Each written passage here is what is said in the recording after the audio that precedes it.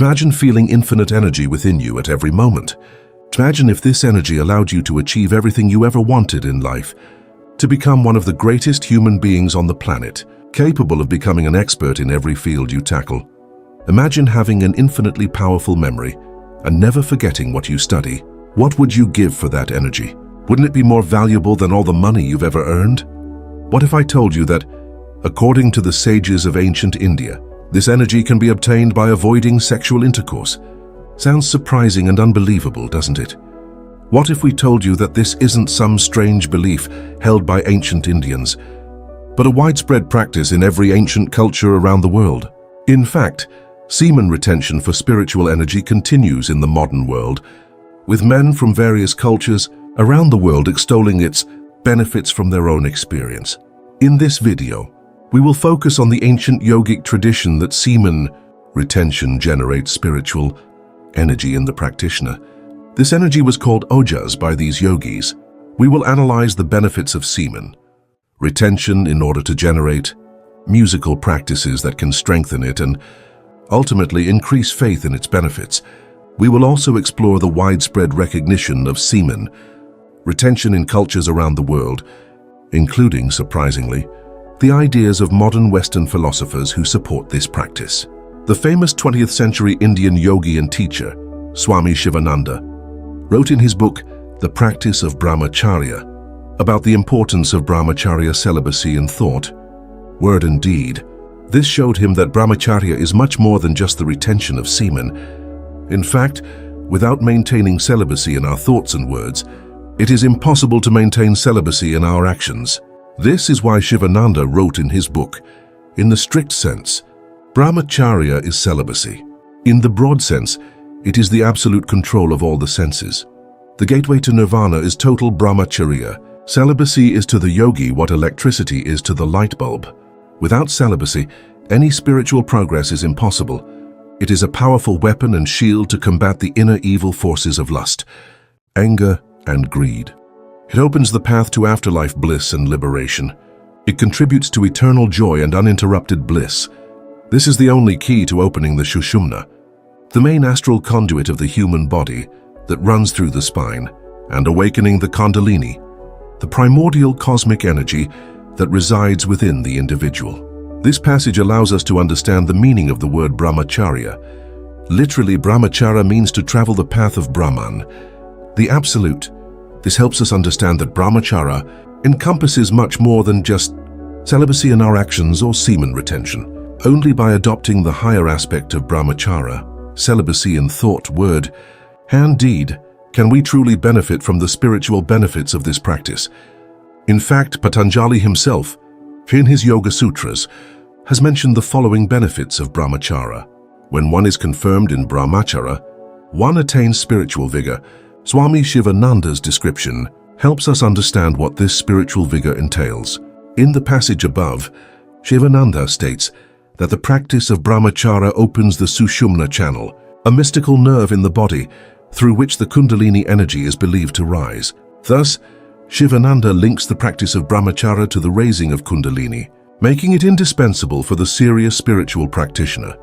But what is the connection between Ojas and this practice? For Shivananda, brahmacharya involves not only the repression of sexual energy, but also its conscious redirection toward higher spiritual goals. In their system of yoga, sexual energy is classified as a vital fluid or raus. Ritus is one of the Sanskrit words for semen. Interestingly, vira can also mean strength or courage. Through the practice of intense spiritual austerities, ras transforms into ojas, a more subtle form of spiritual energy. According to Shivananda, once the vital fluid is transformed into spiritual ojas, this spiritual power manifests in the practitioner as an inner radiance, agile intelligence, immense willpower, and unfailing vitality. He notes that several saints and sages, who lived perfectly chaste lives in different cultures and religions, possess radiant faces and magnetic personalities due to the fact that they preserved the vital energy of Ojas. The most important lesson we should learn from Shivananda is that semen retention should not be a form of repression. In fact, he warns us that simply suppressing the release of semen without inner purification and eradication of desire can even lead to mental illness. The right approach rather than repression, is sublimation. The body's sexual energy, accumulated in brahmacharya, must be channeled into creative and spiritual work.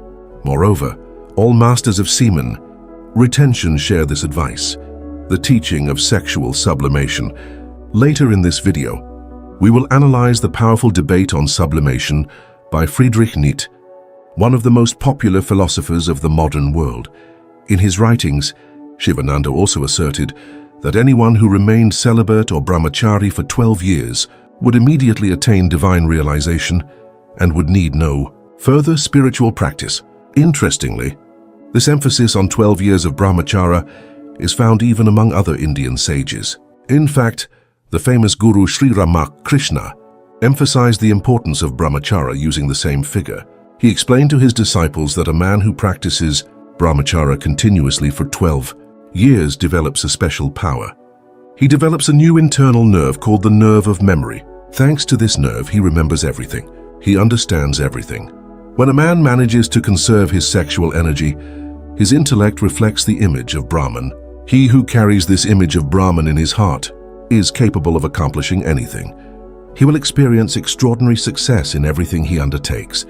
This teaching about the nerve of memory is illustrated by the life of Ramak, Krishna's most famous disciple, Swami Vivekananda. In his lectures, Vivekananda continued his guru's advice by saying, "Power comes to one who observes brahmacharya without interruption for 12 years. Complete continence confers great intellectual and spiritual power."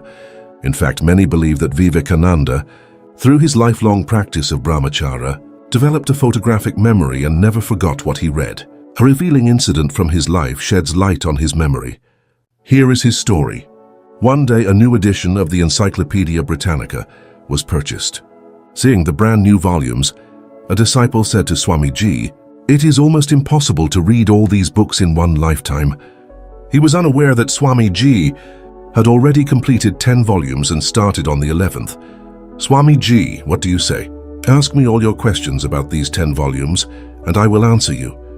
The disciple asked, astonished, "Have you read all these books?" "Swamiji, why should I ask you to ask me if I haven't read them?" When questioned, Swamiji reproduced not only the meaning, but also, in some passages, the very language of the difficult subjects chosen from each volume. The disciple, astonished, put the books aside, saying that it was inaccessible.